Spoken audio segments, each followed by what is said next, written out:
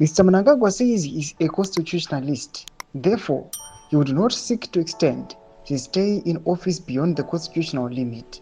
Sanapena mashoko atakuna panapa macritics ava kuraiza vachiti mutungamiri wenyika yeZimbabwe aiwa anoti aiwa he is a constitutionalist, but day in day out vakomana vanoonekwa vachiita mandra vachiindoza mutungamiri wenyika Masodanzo Mnangagwa kuti vatonge kuextenda aiwa the constitution to 2013. Subscribe or like on the bell icon.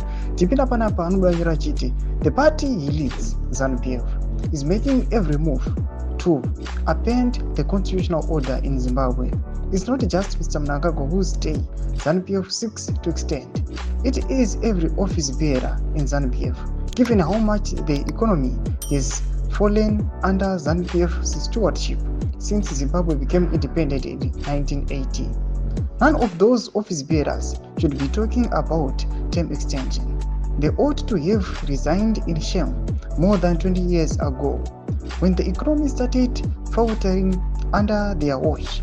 The 2030 Nichangendiripo ZANU-PF power retention agenda must be rejected by all progressive citizens.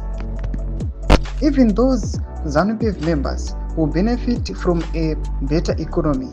ZANU-PF has demonstrated its lack of capacity to revive Zimbabwe's economic fortunes time and time ago. #ZANU-PF must go. Tomashoko panapa tikuona kuti aiwa ndo macitizens vari kutaura maZimbabweans achiti aiwa vakomana the regime kubva 1980 aiwa vanga vari on a bid to destroy our country and to loot. Vachapanapa vachiti aiwa this 2030 agenda must be stopped. Ose maoffice bearers ari mu the ruling party ZANU-PF vakomana kufanira kurova pasi noda kuti kana vachinge vabva ivo vachatobhenefitawo kana nyika ichinge yava kuprogressa. Tudze mafungiro enyu muri kudii pamusoro wechiitiko ichi kana comment section medu. Tudze mafungiro enyu. So subscribe or like, turn on the bell icon.